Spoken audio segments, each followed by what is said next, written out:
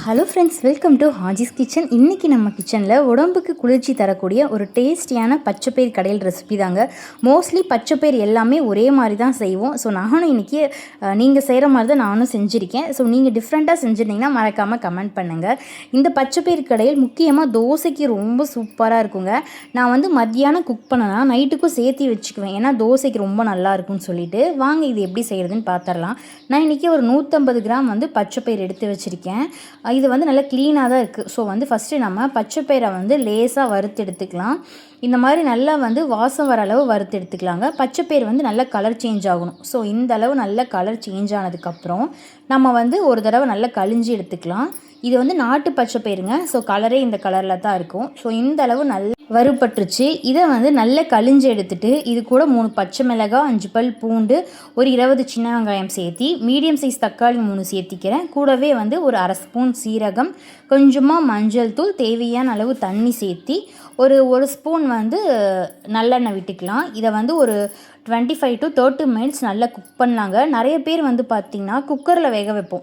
நான் வந்து எப்பயுமே குக்கரில் வேக வைக்க மாட்டேன். ஏன்னு பார்த்தீங்கன்னா பச்சைப்பயிராகட்டும் பாசிப்பருப்பாகட்டும் குக்கரில் ஒரு 3 to 4 விசில் விடும்போது என்னென்னு பார்த்தீங்கன்னா வலுவலுன்னு ஆயிரும்.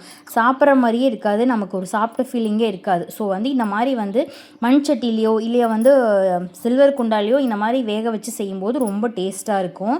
நான் இந்த மாதிரி நல்லா வெந்ததுக்கப்புறம் தண்ணி மட்டும் வடிகட்டிட்டு உப்பு சேர்த்தி இந்த மாதிரி நல்ல மைய கடைஞ்சி எடுத்துகிட்டு வந்துட்டேங்க. இப்போ நம்ம தாளிப்பு சேர்த்திடலாம். இப்போ ஒரு கடாயில் தேவையான அளவு ஆயில் சேர்த்திட்டு கடுகு, உளுந்தம் பருப்பு, சீரகம் ஆட் பண்ணி சின்ன வெங்காயம், வரமிளகாய், கருவேப்பிலை ஆட் பண்ணிக்கலாம். நிறைய பேர் வந்து இதில் கொத்தமல்லி இடித்து ஆட் பண்ணுவீங்க. ஸோ வந்து நான் அதை ஆட் பண்ணலை. உங்களுக்கு வேணும்னா நீங்கள் ஆட் பண்ணிக்கலாம். அது வந்து கொஞ்சம் திப்பியாக இருக்கும், குழந்தைங்க வந்து துப்பிகிட்டே இருப்பாங்கன்னு சொல்லி தான் நான் ஆட் பண்ணலை. கூடவே கொஞ்சமாக பெருங்காயத்தூள் ஆட் பண்ணிவிட்டு நம்ம கடைஞ்சி வச்சிருந்தோம் இல்லையா, அதில் ஆட் பண்ணிடலாம். வாசனைக்காக ஃபைனலாக கொஞ்சமாக மல்லி இலை ஆட் பண்ணி நம்ம கடைஞ்சி வச்ச பச்சைப்பயிரில் ஆட் பண்ணிவிட்டு ஃபைனலாக வந்து ஒரு பெரிய ஸ்பூனில் வந்து நான் வந்து கீ ஆட் பண்ணிக்கிட்டேன். உங்களுக்கு கீ பிடிக்காதுன்னா நீங்கள் ஸ்கிப் பண்ணிக்கலாம். ரொம்ப டேஸ்ட்டாக இருக்குங்க. இதே மெத்தடில் செஞ்சு பாருங்கள். குழந்தைங்கலேருந்து பெரியவங்க வரைக்கும் விரும்பி சாப்பிடுவாங்க. கிட்ஸுக்கு ஊட்டும்போது கொஞ்சமாக இனி கூட நெய் ஆட் பண்ணி ஊட்டி விடுங்க. ரொம்ப டேஸ்ட்டாக இருக்குங்க. முக்கியமாக தோசைக்கெலாம் ரொம்ப நல்லாயிருக்கும். நீங்களும் கண்டிப்பாக ட்ரை பண்ணிவிட்டு எப்படி இருக்குன்னு மறக்காமல் கமெண்ட் பண்ணுங்கள். நான் பச்சைப்பயிர் கடையில் கூட கொஞ்சமாக வந்து கேரட் பீன்ஸ் பட்டாணி பொரியல் செஞ்சேன்.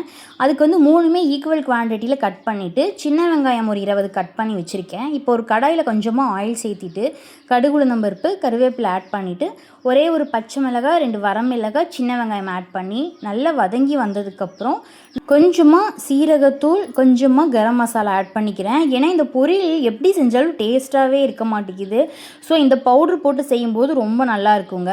இந்த மாதிரி மசாலா பவுடர் ஆட் பண்ணிவிட்டு கட் பண்ணி வச்சுருக்க கேரட் பீன்ஸ் பட்டாணி ஆட் பண்ணி இந்த மாதிரி 2 நிமிஷம் நல்லா கலந்து விட்டுட்டு வேக தேவையான அளவு தண்ணி ஆட் பண்ணி நல்லா வெந்ததுக்கப்புறம் கை நிறைய தேங்காவை திருவி ஆட் பண்ணி கேஸ் ஸ்டவ் ஆஃப் பண்ணிடலாங்க.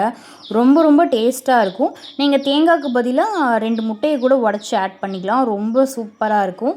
ஃபைனலாக வந்து நான் பச்சைப்பயிர் குழம்பு கூடவே வந்து கேரட் பீன்ஸ் பட்டாணி பொரியல் வச்சு லஞ்ச் சாப்பிட்டு முடிச்சிட்டோங்க. நீங்களும் இதே மெத்தடில் ட்ரை பண்ணிவிட்டு எப்படி இருக்குன்னு மறக்காமல் கமெண்ட் பண்ணுங்கள். இந்த மாதிரி ரெசிபி வீடியோஸ் மட்டும் இல்லாமல் நம்ம சேனலில் DMart offer videos, Smart Bazaar offer video, skin care ப்ராடக்ட்ஸோட ரிவ்யூஸ், அதுக்கப்புறம் பேபி வெயிட் கெயின் வீடியோஸ்னு எல்லாமே போஸ்ட் பண்ணிகிட்ருக்கேன். ஸோ மறக்காமல் நம்ம சேனலை சப்ஸ்கிரைப் பண்ணிக்கோங்க. நீங்கள் பண்ணுற ஒவ்வொரு சப்ஸ்கிரைபும் எனக்கு ரொம்ப பெரிய சப்போர்ட்டாக என்கரேஜிங்காக இருக்கும். ஸோ கண்டிப்பாக சப்போர்ட் பண்ணுங்கள். நெக்ஸ்ட் வீடியோவில் பார்க்கலாம். தேங்க்ஸ் ஃபார் வாட்சிங்.